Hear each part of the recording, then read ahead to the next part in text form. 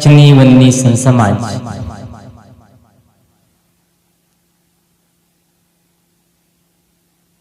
धर्म प्रेमी सज्जनों, श्रद्धा मूर्ति माताओं, प्यारे बच्चों,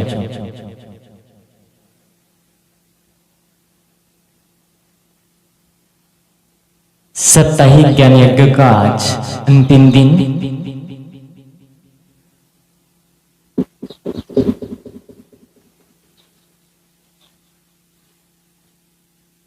आज अंतिम दिन है।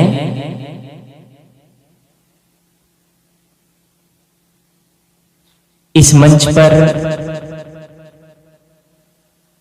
आज चौथा दिन है। मैंने अलग अलग दिन अलग अलग विषयों पर थोड़ी सी कहने का प्रयास किया। आज उसी क्रम में कुछ और निवेदन करूं। अंतिम शेष मुख्य चीज है परिवार। परिवार कैसे होता है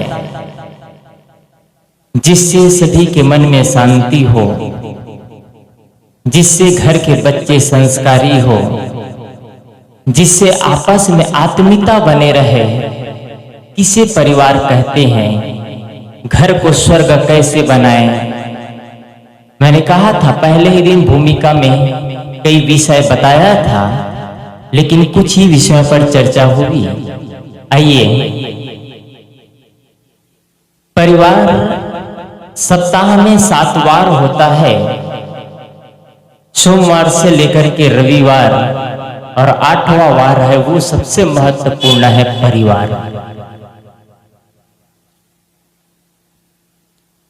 परिवार उसे कहते हैं जहां आपस में भाई और भाई, देरान और जेठान, सास और बहू, बच्चे, नाती पोते सब एक साथ मिल करके रहे, जहां बड़ों को सम्मान दिया जाता हो, छोटों को प्यार दिया जाता हो, उसे परिवार कहते हैं।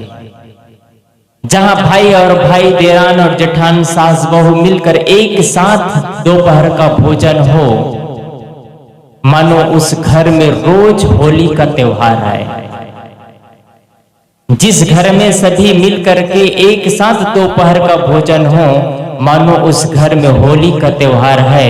और जिस घर में रात्रि को ऑफिस से, ड्यूटी से, खेत से, खलिहान से, स्कूल से, कॉलेज से, कहीं से वे आने के बाद रात्रि में भोजन के पूर्व एक दीप प्रज्वलित कर लिया जाता हो, और माता पिता की आरती कर लिया जाता हो, बड़े गुरुजनों की वंदन कर लिया जाता हो, समय हो तो कुछ पाठ चिंतन कर लिया जाता हो, कुछ भजन वार्ताएं हो जाती हो, और आशीर्वाद लेने के बाद सब एक साथ मिल करके भोजन करते हो, वहां रोज दीपावली का त्योहार है।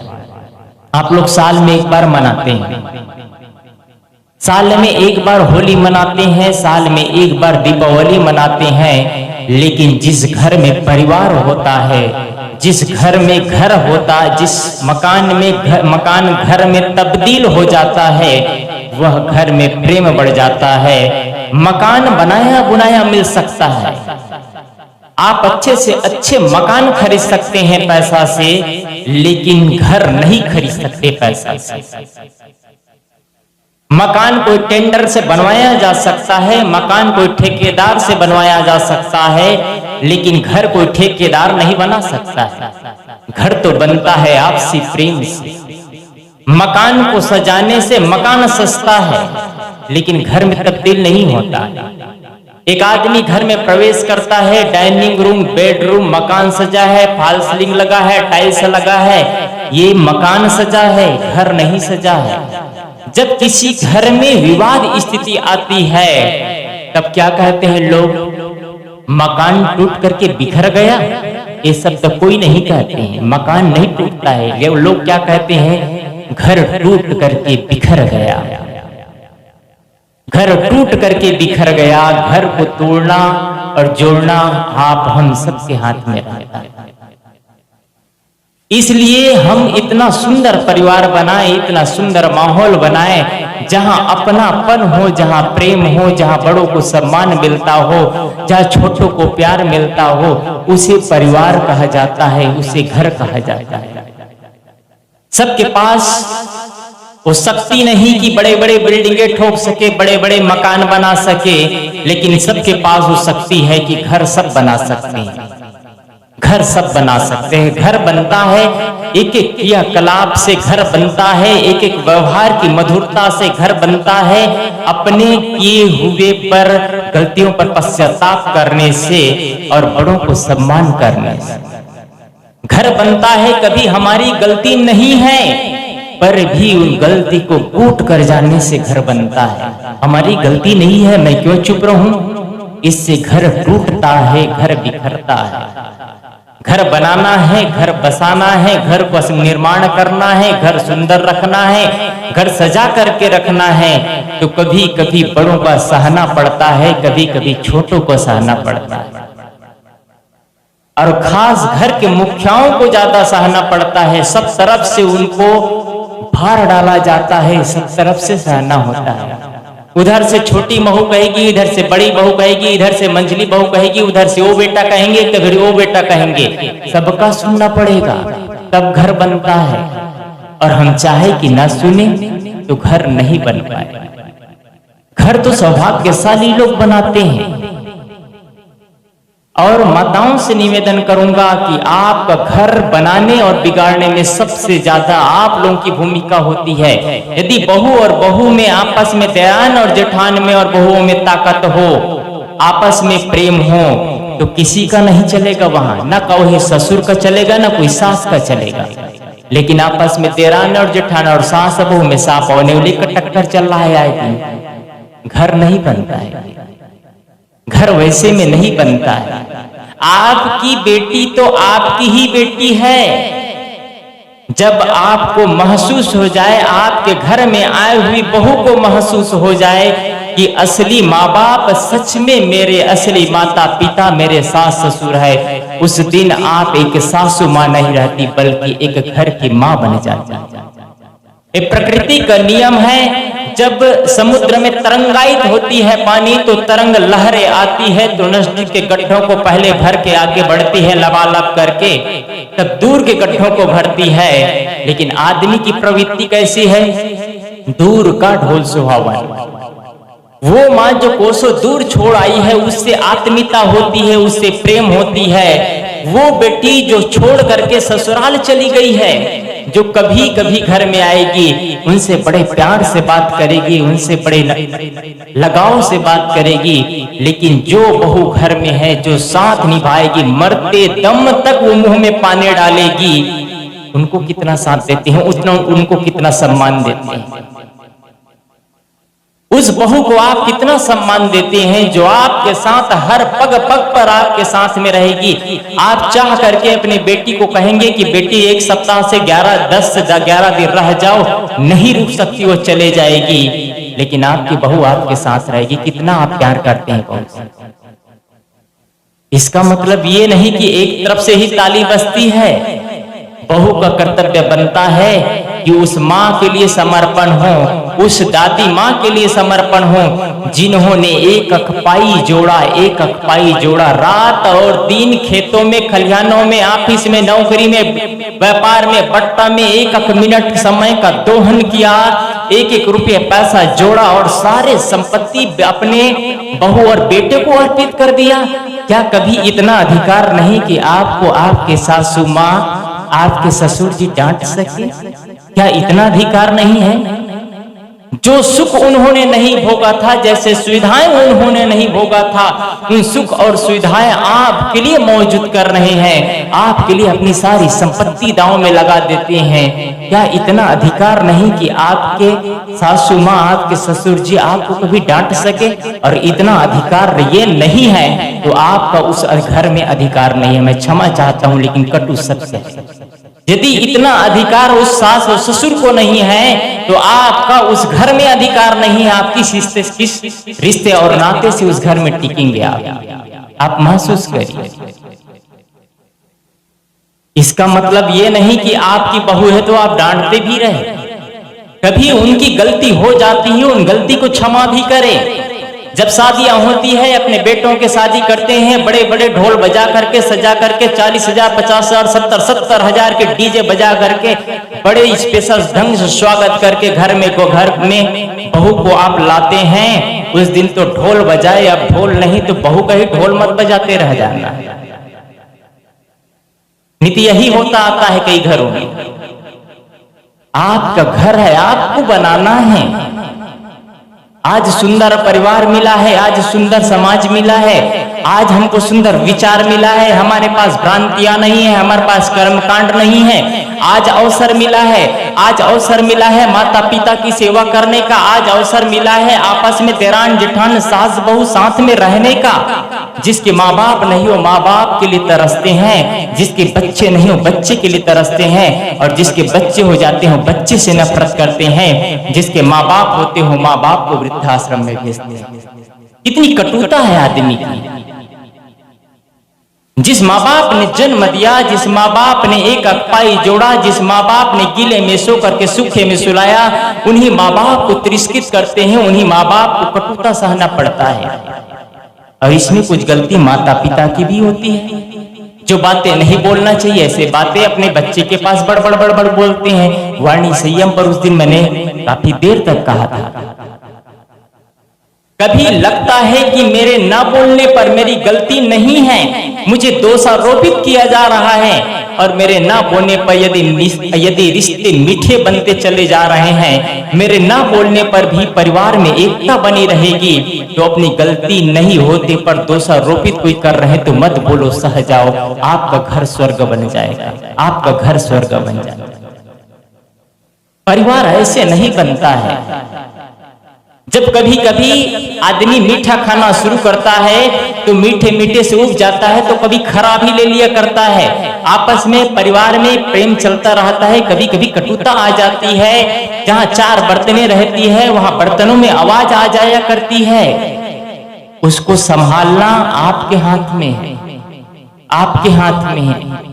और बुढ़ापा को सुखद बनाना है तो सबसे महत्वपूर्ण सूत्र है वाणी पर संयम। यदि आपका वाणी संयम नहीं है, तो मैं उस दिन भी कहा था, आज भी कहना चाहूंगा, यदि आप वाणी में संयमित नहीं है तो आपका बुढ़ापा सुखद नहीं होगा। आपने बच्चे को कितना धन दौलत दे दिया वो महत्वपूर्ण नहीं रहेगा, आपने बच्चे को कितना पढ़ाया लिखाया वो महत्वपूर्ण नहीं रहेगा। आपका वर्तमान तैयार करेगा कि आप वाणी में कितनी संयम। फल जितने पकते जाते हैं फल मीठा होता चला जाता है। बुढ़ापा की स्थिति जितनी आती जाती है उतना मीठे होते चले जाना चाहिए, लेकिन उल्टा होता है। कुछ लोग होते हैं अच्छे होते हैं, कुछ लोग अच्छे होते हैं, कुछ लोग उल्टे हो जाते हैं। इसलिए जो बीत गया सो बीत गया, बीते ताहि विसारी दे, आगे की सुधिले। जो बीत गया उन बातों को छोड़ करके नए जीवन की शुरुआत करें। आज अंतिम दिन है, यहां से कुछ लेकर के जाइए, कुछ प्रसाद लेकर के जाइए, विचारों का प्रसाद, ज्ञान का प्रसाद, आपस का प्रेम का प्रसाद। आप प्रेम से किसी को मना सकते हैं, प्रेम में इतनी ताकत है। प्रेम से किसी को मना सकते हैं, कटुता से नहीं, कठोर वाणी से नहीं, आक्रोश में नहीं, प्रेम से मनाया जा सकता है। और प्रेम से शेर जैसे जानवर को मनाया जाता है। शेर को सर्कस दिखाने वाले कहते हैं बेटा तुम आदमी के ऊपर बैठ जाओ, शेर बैठ जाता है, उसको टच नहीं करता है। सर्कस दिखाने वाले कहते हैं हाथी से बेटा शंकर की मूर्ति है उसकी पूजा करो, वो आता है और पूजा करता है, आरती करता है। सर्कस दिखाने वाली का दिमाग देखिए। इस आदमी के पास इतनी शक्ति है, पूरा ब्रह्मांड को अपने इशारे पर नचाता है, हर जीव जंतु को अपने इशारे पर नचाता है। लेकिन दुर्भाग्य कहूं या सौभाग्य कहूं कि अपने आप को अपने वश पर नहीं रख पाता है, बाकी दुनिया को पूरा अपने वश में रखना चाहता है। जीवन आज मिला है हम सब, आज अवसर मिला है माता पिता की सेवा करने के लिए, आज अवसर मिला है माता पिता के साथ हंस करके जीने के लिए, आज अवसर मिला है भाई और भाई के साथ हंस करके जीने के लिए। लेकिन हम उसको बदलते चले जा रहे हैं और चाहते हैं हमारे बच्चे अच्छे संस्कारी। अब घर घर नहीं रह गया है, किसी एक घर की बात नहीं, अब घर घर नहीं रह गया है, घर रेस्टोरेंट बन चुका है। कैसे रेस्टोरेंट बन चुका है? रेस्टोरेंट में भोजन एक जगह बनता है लेकिन भोजन अलग अलग जगह होता है। वो अपने घर में अपने रूम में जाकर के भोजन कर रहे हैं, वो अपने रूम में जाकर के भोजन कर रहे हैं, और सास ससुर जो घर के बूढ़े बुजुर्ग बड़े हैं इंतजार कर रहे हैं कब कोई आए तो भोजन दे, हम भोजन के लिए तरसते रहे। अपने कमरे में चले गए सब, कोई वैल्यू नहीं। जिसको भूख लगी हो निकाले और खाए। क्यों ऐसे करते? आप ये चीज आज करते हैं अपने सास ससुर के साथ, कल आपके साथ भी वही होगा। एक जगह माँ और एक जगह सास और बहू में रोज लड़ाइया, सास बहू में रोज लड़ाइया होती थी। लड़ाई का दौरान परिणाम ये होता कि अंतिम में रोते रोते रोते रोते रोज सासू माँ कमरे में जाती। उसका छोटा सा पोता 5 साल का पोता देखता रोज। अंतिम में माँ दादी माँ रोज रोते कमरे में जाती है। एक दिन वो बच्चा अपने दादी माँ के साथ में रोज कमरे में गया और कमरे में जाकर के अपनी दादी माँ का पल्लू उठाता है और अपनी दादी माँ का पल्लू उठा करके उनके आंसू पोंछता है। आंसू पोंछते पोंछते इतनी बड़ी बात कह देता है वो, दादी माँ तुम रो मत, मेरी माँ बहुत दुष्टा है। वो बच्चा देखता है गलती किसकी है, लड़ाइयाँ कहाँ से शुरू हो रही है, आक्रमित कौन हो रहे हैं, परिणाम क्या आ रहा है। वो बच्चा बोलता है दादी माँ तुम रो मत, मेरी माँ बहुत दुष्टा है। जब मैं भी बड़ा हो जाऊंगा और मेरी भी शादी होगी तो मैं अपने पत्नी को कहूंगा तुम अपनी सासू माँ की कभी सेवा मत करना, क्योंकि वो अपनी सासू माँ से रोज लड़ा करती। क्यों आप ऐसे? वो तो ऐसा ही हुआ तू मत हो अयान। सदगुरु कबीर की वाणी है। आप पढ़े लिखे लोग हैं, आप संस्कारित लोग हैं, आपकी बड़की, आपकी देरान, आपकी जेठाना गलती कर रही है, तुम क्यों गलती कर रहे हो? तुम तो समझदार हो, तुम तो घर को संजो सकते हो, तुम तो घर को बना सकते हो, लेकिन तुम भी वही गलती करते चले जा रहे हो। सदगुरु कबीर कहते हैं वो तो वैसा ही हुआ तू मत हो अयान। और हम कहते हैं हम पढ़े लिखे लोग हैं, हम समझदार लोग हैं, हम पैसे वाले हैं, हमारा परिवार अच्छा है, कौन सी सभ्यता है? उन्होंने अपने बेटे से प्यार किया, अपनी बेटी से प्यार किया, अपने देरान जेठान के बेटे से प्यार नहीं किया, मोहब्बत नहीं किया, तो वो उनकी मूर्खता है, वो मूर्खता की निशानी है। वह निर्गुणिया तय गुणवंता मत एक ही में शान। वो तो निर्गुणिया हो गया और तू गुणवान होकर के भी वैसे कर रहा है। क्यों एक ही में सार रहा है? तुम्हारी पहचान क्या है? वही कि तुम्हारी देरान गलती करे, तुम्हारी जेठान गलती करे तो तुम भी गलती करते चले जाओ, ये पहचान नहीं है। अभी साहब जी कह रहे थे अपने बेटे से ज्यादा प्यार कहीं अपने देरान और जेठान के अपने पुत्र से करना चाहिए। उस घर के माहौल अलग होगा। हो सकता है आपकी देरान और जेठान आपसे नफरत करे, लेकिन आपके जो बच्चे हैं, आपके परिवार के जो बच्चे हैं, आपके देरान और जेठान के बच्चे वो आपसे प्यार करेंगे, आपसे प्यार करेंगे। वो जानेंगे कि मेरी माँ और मेरे पिताजी की गलती है जो मेरी बड़ी मम्मी से या बड़ी चाची, मेरी चाची से बात नहीं करती है, लेकिन मेरी बड़ी मम्मी या मेरी बड़ी चाची अच्छी है, जो प्यार करती है उनके लिए चीज होगा। आप पढ़े लिखे लोग हैं, समझदार लोग हैं। घर तब बनता है, घर तब बनता है। कभी बहू को अपनी सासू माँ की, छत्तीसगढ़ी में कहते हैं हिजगा, कभी नहीं करना चाहिए। मेरे सहयोग नहीं करती, मेरे काम नहीं करती, कभी नहीं करना चाहिए। उन्होंने तो अपने जीवन का कमाई, शरीर का नस नस तोड़ चुके हैं कमा कमा करके, और तुमको सौंप दिया है, तुमको सौंप दिया और तुम चाहते हो पर भी आकर के यहाँ काम करे। क्यों ऐसा चाहते हो? लेकिन माताओं से भी निवेदन करना चाहूंगा, यदि आपका शरीर मजबूत है, आपका मन मजबूत है, तो आपका कर्तव्य ये बनता है, आप बहू से प्यार करते हैं, आपके बहू आपको सम्मान दे चाहते हैं, तो सासू माँ का भी कर्तव्य है कि कभी कभी अपने बहू का काम भी मांग के कर लिया करो, तो घर स्वर्ग बन जाएगा। एक पक्ष से नहीं होता है, जब तक उस घर में सासू माँ है और स्वस्थ है, तब तक आशा रखेंगे कि मेरी माँ मेरी हेल्प कर देती तो मैं भी कुछ फ्री हो जाती। तो इसलिए आपका कर्तव्य बनता है कि आप घर में हेल्प कर दिया कर, आपका कर्तव्य बनता है। कभी बुढ़ापे में माँ बाप को तिरस्कृत मत करना, ये आपके लिए वरदान होगा।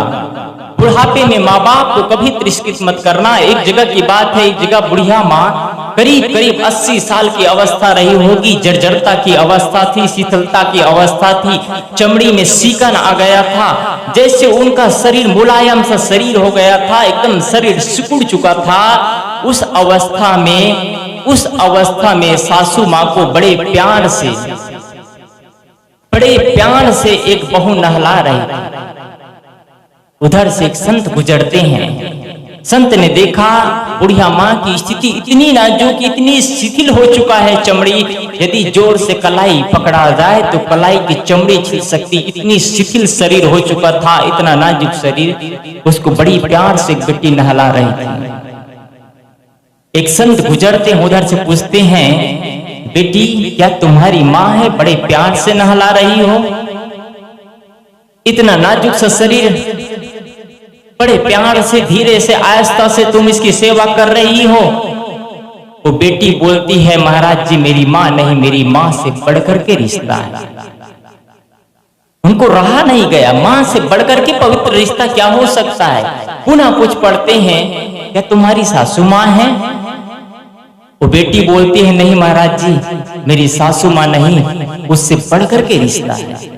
उसको आश्चर्य हुआ, इस दुनिया में माँ और सासू माँ से बढ़कर के पवित्र रिश्ता हो ही क्या सकता है। और बेटी बोल सकती थी, हाँ मेरी सासू माँ है, लेकिन वो अपने मन की भावनाओं को व्यक्त करना चाहती थी, अपने मन की वेदना को, अपने मन की पीड़ा को, अपने मन में जो लगाव था, उनके प्रति तत्परता था, माँ के प्रति जो प्रेम था, वो बोलती है, वो बेटी बोलती है, महाराज जी वो माँ है जिसके कोख में मेरे सुहाग पला है।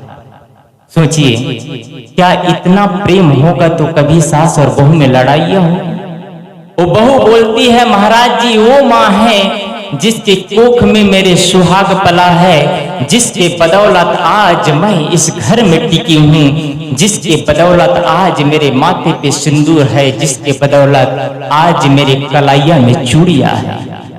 क्या कभी इतना होने के बाद घर में कटुता आएगी?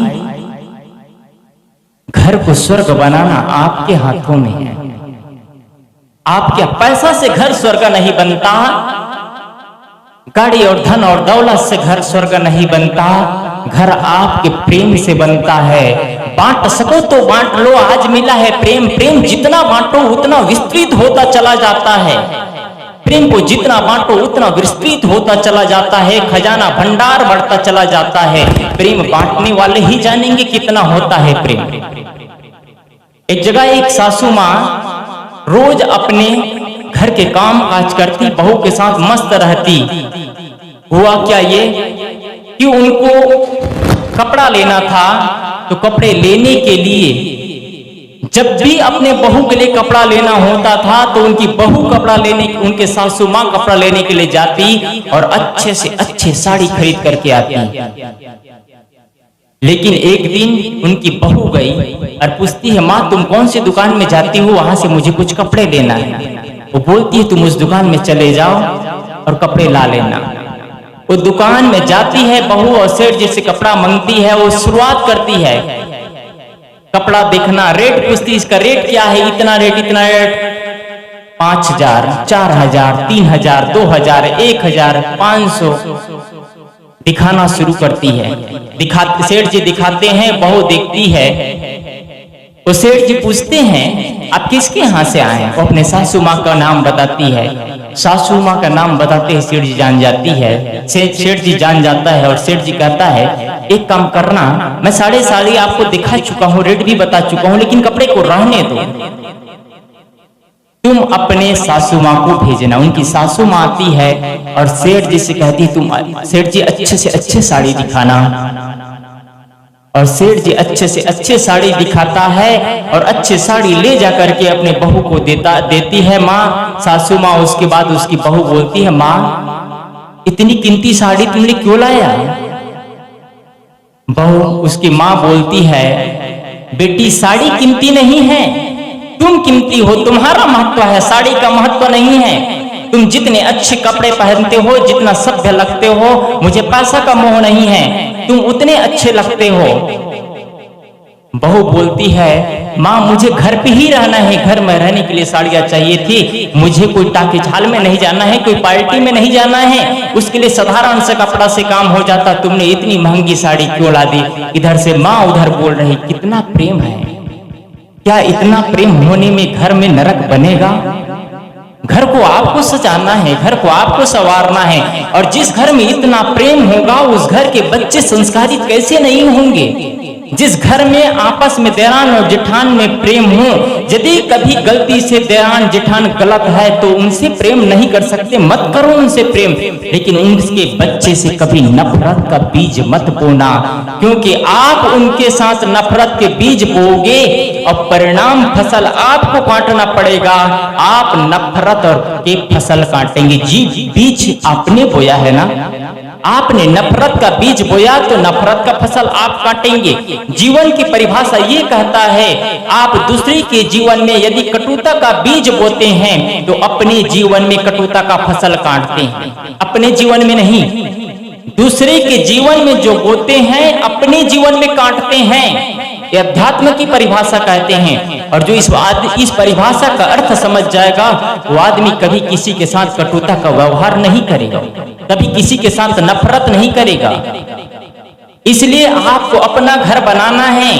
आप कभी भी बोलना सोच समझ करके बोलना, कटु वचन कभी मत निकालना, तीखे वचन कभी मत निकालना, क्योंकि वाणी निकल जाती है, वाणी एक ऐसी स्पीड तेज गति से निकलती है और जा करके दूसरे के दिल में चुभ जाती है। अच्छी वाणी बोलते हैं वो भी चुभती है और मीठे वाणी बोलते हैं वो भी चुभती है, लेकिन अच्छी वाणी को लोग भूल जाते हैं, कोई को याद रखते हैं, लेकिन कभी आपने कटु वाणी बोल दिया वो जीवन भर याद है। उन्होंने मुझे ऐसा कहा। आदमी साल बदलते हैं, कैलेंडर बदल दिया करते हैं, लेकिन आज से 20 साल पहले देरान ने ऐसे कहा, जेठान ने ऐसे कहा, भाई ने ऐसे कहा, पिता ने ऐसे कहा, वो बातें आज भी दिल में चुभती रहती है, आज भी वो बातें बीच में दरारें पैदा किया करती है। आपको बनाना है घर। मैं अंतिम समय हो चुका है, मैं एक बात और कहूं, आप इतना सुंदर घर का निर्माण करेंगे, मकान का निर्माण मैं नहीं करवा रहा हूं आपसे, मैं घर का निर्माण करवा रहा हूं। मकान बनता है छड़ सीमेंट गिट्टी रेत बालू से मकान बनता है, चुना पत्थर से मकान बनता है, लेकिन घर उससे नहीं बनता है। घर बनता है आपस के प्रेम से घर बनता है। और आए दिन आए लोगों की शिकायत होती है कि हमारे बच्चे हमारा कहा नहीं मानते हैं। आपने नफरत का बीज बोया है, कैसे आपके बच्चे आपके कहा मानेंगे? आप योग्य आदमी हैं, आपके पास योग्यता है, आपके पास क्षमता है, आपके पास सहिष्णुता है, तो आपको सहना पड़ेगा। दूसरे जैसे मत हो, आप उस भीड़ से अलग हो। जैसे सब लोग जीते हैं वैसे तुम भी जियो। तुम्हारी समझदारी कहाँ गई? जैसे सब लोग कपट का भाव करते हैं वैसे तुम भी भीड़ में खड़े हो। तुमको कुछ अलग करना होगा, जीवन का निर्माण करना है। तो यदि आप कुछ अलग करना चाहते हैं, अलग जीवन जीना चाहते हैं, तो दूसरा वैर कर रहे हैं तो आप प्रेम करना शुरू कर दीजिए। दूसरा घृणा कर रहे हैं तो आप प्रेम करना शुरू कर दीजिए। जैसे सब आप भीड़ का हिस्सा मत बनिए। मैं आपसे निवेदन करूंगा, आप भीड़ का हिस्सा मत बनिए। ये पूरे संसार के लोग भीड़ के हिस्सा बने हुए हैं। भीड़ में जैसे लोग चल रहे हैं, जैसे परिवार के लोग चल रहे हैं, जैसे समाज के लोग चल रहे हैं, वैसे आप भी मत चलिए। आप भीड़ से कुछ विलक्षण होइए, आप भीड़ से कुछ अलग हट करके जिए। आपके पास प्रेम होना चाहिए, आपके पास दया क्षमा संतोष होना चाहिए। आपके भतीजे, आपके नाती पोते, आपके बेटे, आपके बहन, आपके देरान जेठान के बच्चे भी आपके पास ज्यादा आए, अपने मम्मी से ज्यादा लगाव मत रखे। आप इतना विशाल हृदय रखिए, इतना विशाल। ये कमाने का चीज है। धन तो कमाओ, जितना धन कमा सकते हो कमाओ, लेकिन इससे ज्यादा महत्वपूर्ण है परिवार कमाओ, इससे ज्यादा महत्वपूर्ण है समाज कमाओ। आप क्या कमाते हैं? और शिकायत तब नहीं होगी कि आप नहीं कहोगे कि आप अपने बच्चे को कि मेरे बच्चे मेरे कहा नहीं मानते। अभी आपके बच्चे कहाँ मानेंगे, अभी आपके बच्चे छोटे हैं। गीली मिट्टी को जैसे आकार दो वैसे आकार ढलता चला जाता है। मिट्टी कड़ी हो जाने के बाद में उसको आकार नहीं दिया जा सकता है। बच्चे बड़े हो जाने पर बच्चे को सजाया और संवारा नहीं जा सकता। आज अवसर है आपके पास। आप बच्चे को जो सिखलाते हैं, जो पाठ सिखलाते हैं, आप सिखलाने के मतलब आप खुद करते हैं। सिखलाने के मतलब आप खुद करते हैं। आप जितना बच्चे को बताते नहीं उससे बच्चे ज्यादा आपके करने से सीखते हैं। कैसे करने से सीखते हैं? यदि आप अपने देरान से, जेठान से, सास से, बहू से ज्यादा प्यार नहीं करेंगे, ज्यादा लगाव नहीं रखेंगे, तो आपके बच्चे भी उससे दूरी बनाते चले जाएंगे।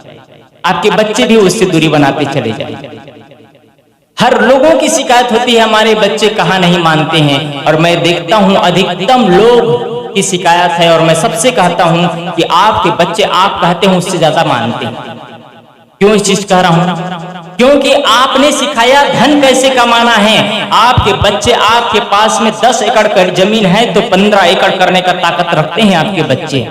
आपने सिखाया गाड़ी कैसे चलाना है, आपके बच्चे गाड़ी चलाते हैं। आपका मकान सिंगल मंजिल था, उसको डबल कैसे करना है आपने सिखाया। आपके बच्चे डबल नहीं ट्रिपल मंजिल करने का ताकत रखते हैं। आपकी सैलरी महीने में 50,000 रुपए थी, लेकिन आपके बच्चे आपसे 1 लाख रुपया, 50,000 का 1 लाख रुपए ज्यादा कमाने की ताकत रखते हैं। आपने तो यही सिखलाया है।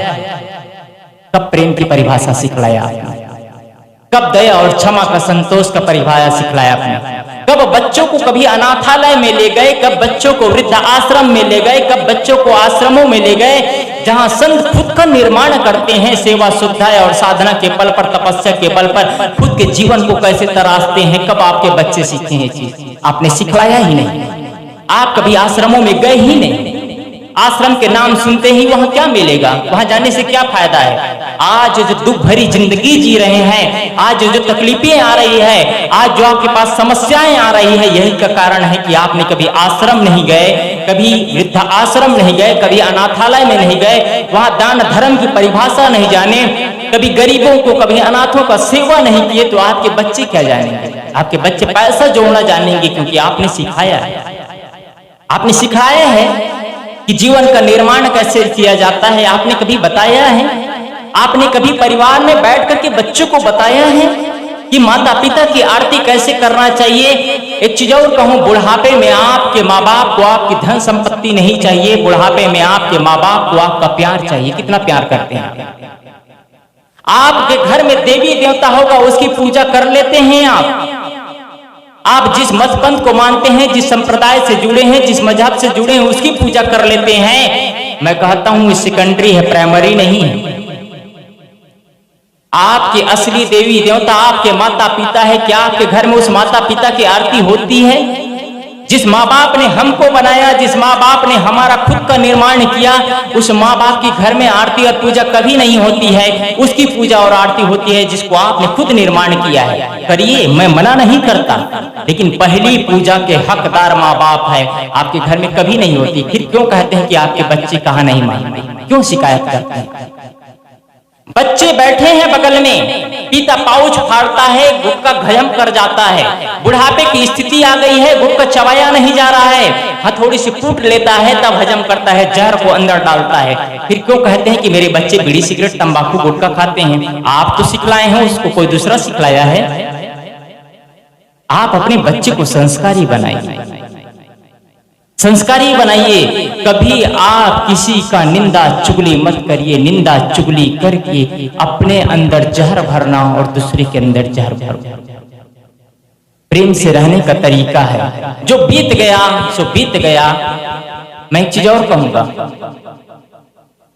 बुढ़ापे में माँ बाप जब आप काम करने जाते हैं कहीं, तो चरण स्पर्श करके जाते हैं, तो आपके रात्रि के समय आते तक 9-10 बज जाता है, तब तक आते तक आपके माँ बाप आपके राहें देखते हैं, मेरे बेटे आ रहे होंगे, मेरे बेटे आ रहे होंगे, आप चरण स्पर्श करके जाते हैं और आकर के फिर से चरण स्पर्श करते हैं। वो आशीर्वाद इतनी लंबी उम्र देती है, वो आशीर्वाद उनको पक पक पर साथ देता है। मेरे बेटे आ रहे होंगे, वो आह भरते रहते हैं और उनकी पुकार, उनका प्यार आपको घर के घर तक खींच करके लाता है। मेरी माँ मेरे इंतजार कर रही होगी, आपने कब चरण स्पर्श किया है। बुढ़ापे में आपके माँ बाप को आपका धन नहीं चाहिए, आपका गाड़ी नहीं चाहिए, आपके बंगले नहीं चाहिए। आप काम धाम करके आते हैं, ऑफिस से, ड्यूटी से, खेत से, खलिहान से आने के बाद में अपने माता पिता के पास बैठ लीजिए, भोजन पूछ लीजिए, तबीयत पूछ लीजिए, प्यार से बात कर लीजिए। यही माँ बाप को चाहिए और ये चीज आप करते हैं तो आपके बच्चे सीखेंगे, आपका काम आएगा। कम से कम त्योहारों में आप जिस भगवान की पूजा करते हैं आप करिए, आपकी निष्ठा, आपकी श्रद्धा है तो, लेकिन पहली पूजा माँ बाप की होना चाहिए। पहले माँ बाप के दीप प्रज्वलित कर लीजिए, माता पिता की आरती उतार लीजिए, माता पिता के गलों में हार अर्पित कर लीजिए, उनके वंदन कर लीजिए, कभी मत्था टेक लीजिए। कम से कम त्योहारों में ये काम तो करिए।